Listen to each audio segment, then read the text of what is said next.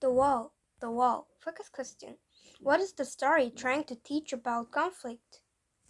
Once upon a time, farther back than anyone can remember, two kingdoms got into an argument. No one could recall what it was about, for it was ages upon ages ago, but everyone was so furious about it that they decided to build a wall between their lands. It was taller than anyone could climb and longer than anyone can travel.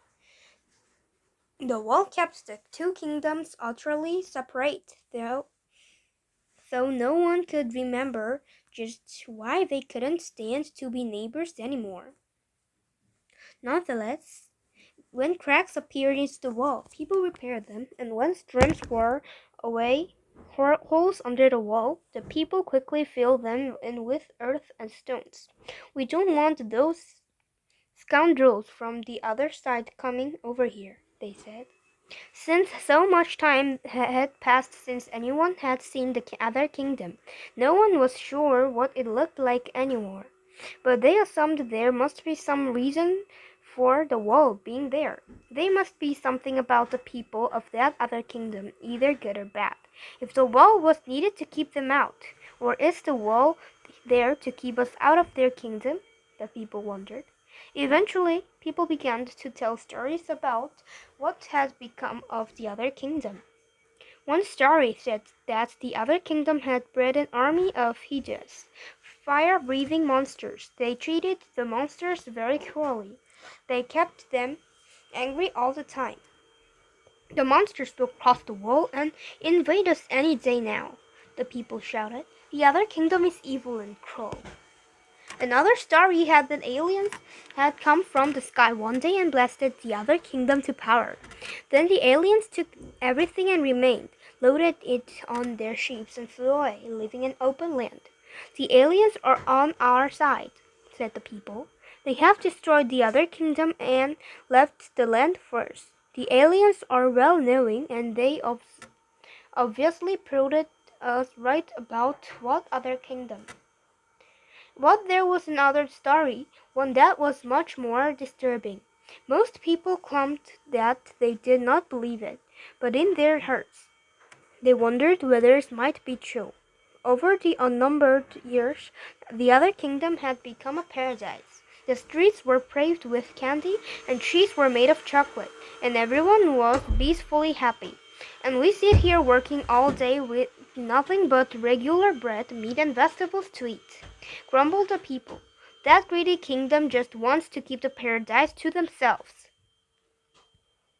No matter which story people told, it only made them despise the other kingdom more and more.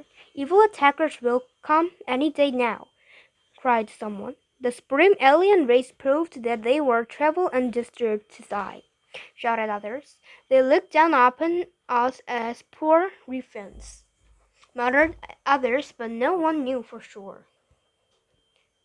But the children of the kingdom were tired of hating. How can we hate something if we don't know what it is?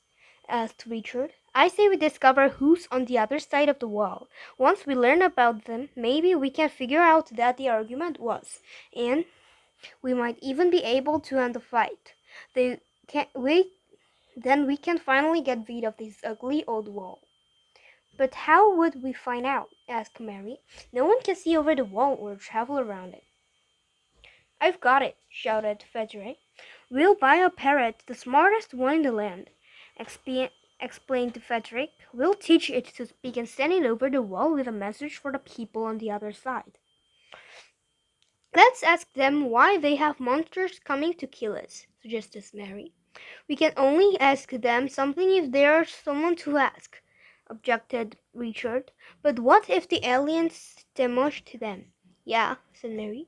And if it's the perfect paradise, they'll only shoot the parrot for being for the ugly poor side of the wall. Hold on a minute, said Patrick. The whole point of these is what we don't know what's over there. We're sending the parrot to find out. Perhaps we should send a simple message, something like, "Who are you?" Then we can't really get into trouble. So the three children purchased the most intelligent parrot they could find. In no time, it spoke fluently, and they sent it to see what had become of the kingdom behind the wall. Don't let the other kingdom know what you come from one side, Richard said. Yeah, I don't want those people knowing who we are, Mary said. They'll only come over and kill us, said Richard. Frederick just sighed. But the bird was even wiser than the children supposed. It understood the people feared and hated what was on the other side of the wall, even though they weren't sure what it was. It flew over the wall, and after 3 very long days, it returned. Tell us what you saw, Frederick asked, anxiously. I saw people, said the parrot, and they all looked very sad. I flew down into a tree and listened to them. They said they regretted over having the argument, and they wished they had never built these walls. They only hoped that they could be friends with your kingdom again. The children were astonished and a little ashamed. They had never suspected that the people on the other side of the wall might want to be friends. Send a message to the other kingdom, Mary said quickly. Tell them that we want to be friends and that we're also really sorry about the argument, whatever it was. The parent seemed to wink to itself. You see, it had already told the other kingdom that the children were sending a message asking for peace. The people there were just like the people in this kingdom. They did not know what lay beyond the wall, but they hated it anyway. The other kingdom had been as shocked and ashamed of their hatred as the children had been. In no time the wall was gone, and the two kingdoms were friends again. They forgot all about their argument, whatever it was.